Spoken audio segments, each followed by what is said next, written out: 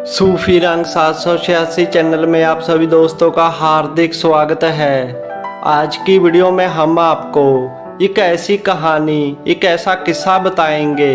अगर आपने इसे पूरे गौर से पूरा सुना, इसको अपनी ज़िंदगी में अपनाया तो इंशाअल्लाह ताला पीरो मुर्शद आपकी माड़ी किस्मत को, आपकी माड़ी ज़िंदगी को बदल देंगे, आपकी हर परेशानी को दूर फरमाएंगे। यह वीडियो हम सबके लिए बहुत ज़्यादा ज़रूरी है, सो इस वीडियो को पूरा ज़रूर देखें और इस चैनल को भी ज़रूर सब्सक्राइब करें। प्यारे दोस्तों, जो लोग दूसरों की बात मानकर अपने पीरो मुर्शद को छोड़ देते हैं या अपने पीरो मुर्शद पर शक करते हैं, उन पर यकीन नहीं करते, वह बर्बाद हो जाते हैं, वह किसी काम के नहीं रहते, उनकी ज़िंदगी भी बर्बाद हो जाती है। ऐसा हमें कभी नहीं करना चाहिए। ऐसी ही एक कहानी हम आपको सुनाने जा रहे हैं, इसे पूरे गौर से सुनना। किसी शहर में एक अल्लाह ताला के वली रहा करते थे, जिनके पास हर रोज़ कई मुरीद आया करते थे। उनके पास बहुत से मुरीद आते और इल्म हासिल करते थे, अल्लाह ताला के बारे में जानते थे। वह फ़कीर भी अल्लाह ताला के वली थे, कामिल फ़कीर थे। इसीलिए हर रोज़ सैकड़ों की तादाद में लोग उनके पास आते और फैज़ हासिल करते थे।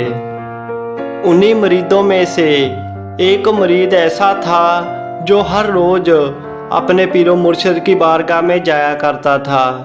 एक दिन उसे उसके कुछ 4 दोस्त मिले और कहने लगे कि तू जिस फ़कीर के पास जाता है, क्या उसे कुछ पता भी है? वह ढोंगी और पखंडी तो नहीं है? क्या वह सच में अल्लाह ताला का वली भी है? अगर है तो हमारे एक सवाल का जवाब लेकर आना। वह कहने लगा कि कौन सा जब सवाल? तो वह दोस्त कहने लगे कि तुम आज अपने पीरो मुर्शद से पूछ कर आना कि हमें रब को, अल्लाह ताला को कितना बड़ा समझना चाहिए। वह कहने लगा कि यह कौन सी बड़ी बात है, मैं आज ही अपने पीरो मुर्शद को पूछ कर आऊँगा।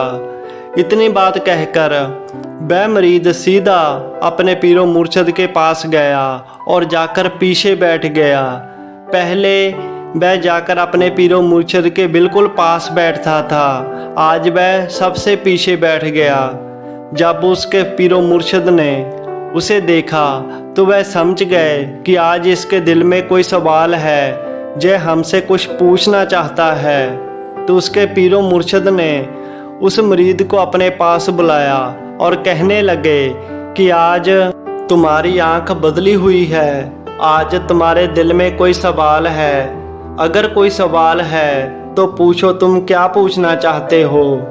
तो वह मुरीद कहने लगा कि सरकार, मेरे दिल में एक सवाल है, आप उसका सही सही जवाब मुझे दे तो मेरी तसल्ली हो जाएगी। तो वह कहने लगे, पूछो क्या पूछना चाहते हो? तो वह मुरीद कहने लगा कि सरकार, हमें अल्लाह ताला को कितना बड़ा समझना चाहिए। यह बात सुनकर वह फ़कीर बोले कि अगर मैंने तुझे इस बात को सच में बता दिया, इस बात की असलियत को बता दिया, तो तू मेरे साथ झगड़ने लगेगा, लड़ने लगेगा। तो वह कहने लगा, सरकार आप मेरा मसला हल कर दीजिए, मैं आपके साथ क्यों लड़ूंगा? फ़कीर कहने लगे कि अगर तुम जानना ही चाहते हो तो सुनो, वह अल्लाह पाक, वह अल्लाह ताला, वह एक ही है, उसके सिवा कोई माबूद नहीं है, उसके सिवा कोई देने वाला नहीं है, उसके सिवा कोई इबादत के लायक नहीं है। वह सबसे बड़ा, सबसे पाक, रहीम और करीम है। हम उनको जितना बड़ा समझ सकते हैं उतना ही कम है।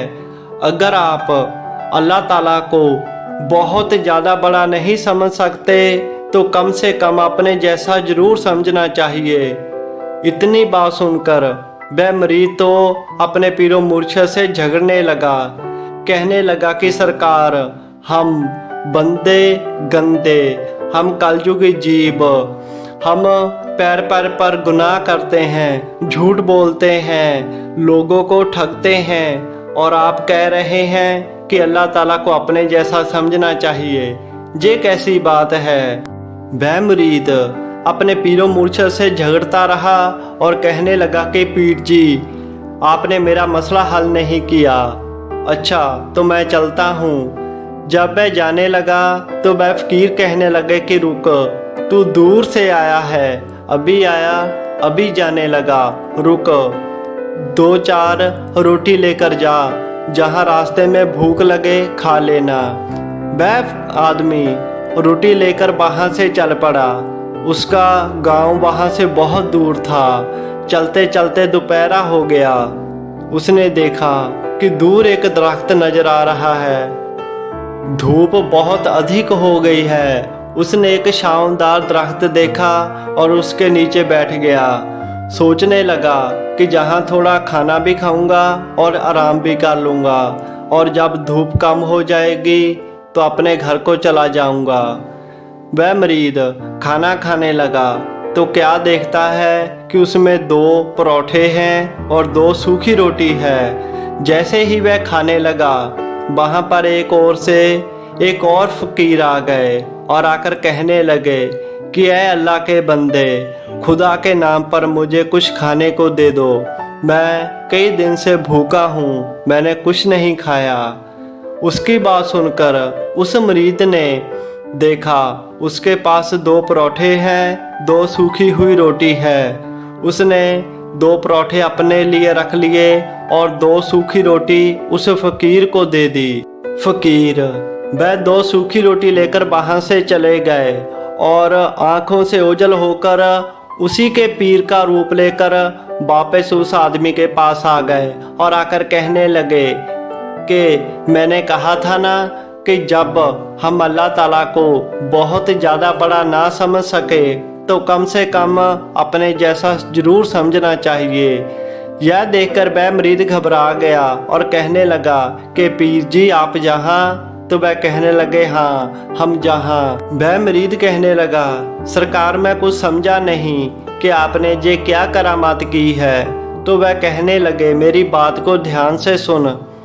किसी ने तेरे से अल्लाह ताला की खातर एक सवाल किया कि अल्लाह ताला के वास्ते, खुदा के वास्ते मुझे 2 रोटी खाने को दे, मांगी थी। तो वह कहने लगा हाँ सरकार। एक फ़कीर आए थे और मैंने उसको 2 सूखी हुई रोटी दे दी। तो उसके पीरो मुर्शिद कहने लगे कि तुमने तो रब को अपने से छोटा ही समझा, अपने जैसा भी नहीं समझा। तो वह कहने लगे सरकार आप क्या कहना चाहते हैं? तो वह कहने लगे कि किसी ने अल्लाह ताला की खातर तेरे से रोटी मांगी, अगर तू उसको अल्लाह ताला को अपने जैसा समझता तो कम से कम 1 परोठा और 1 सूखी रोटी उसे दे देता और 1 परोठा और 1 सूखी रोटी आप खा लेता। लेकिन तुमने तो अल्लाह ताला को अपने से छोटा ही समझा, उसे सूखी रोटी दे दी और अपने लिए परोठे रख लिए। यह बात सुनकर उस मरीद की आंखें खुल गई। उसे याद आ गया कि वह कितनी बड़ी गलती कर रहा था। लोगों के पीछे लगकर वह अपने पीरो मुर्शिद पर शक करने लगा था, उनसे आंख फेरने लगा था और दिल में क्या क्या सोच रहा था। इस वाक्य के बाद उसकी आंखें खुल गई। उसके पीरो मुर्शिद वहाँ से रूपोश हो गए और वह मरीद पछताने लगा कि लोगों के पीछे लगकर मैंने अपने पीरो मुर्शिद को, अपने रब को नाराज कर लिया है। सो प्यारे दोस्तों, अगर हम इस कहानी पे गौर करेंगे तो हमें बहुत बड़ी सीख मिलती है इस कहानी से। किसी दूसरे के पीछे लगकर, दूसरों की बातों में आकर अपने पीरो मुर्शिद को कभी बुरा भला ना बोलें, कभी शक ना करें, उन पर कभी कोई किसी तरह का आप इल्ज़ाम ना लगाएं, उनकी काबिलियत, उनकी रहमत पर कभी शक ना करें। अगर आप ऐसा करेंगे तो आपके पीरो मुर्शिद अल्लाह ताला आपसे नाराज हो जाएंगे और आपकी सभी रहमतें बरकतों को रोक देंगे और आप धीरे धीरे बर्बाद हो जाएंगे। जो लोग ऐसा करते हैं वे अपनी ज़िंदगी में कभी सफल नहीं होते, कभी अल्लाह ताला को नहीं पा सकते, अपनी दुख तकलीफ परेशानियों से नहीं बच सकते। तो इस कहानी पे आप गौर जरूर करना, जो सीख इसमें है उसे अपनी ज़िंदगी में अपनाना, तो आपका सदैव ही कल्याण होगा, भला होगा और आपको किसी तरह की कोई कमी नहीं आएगी।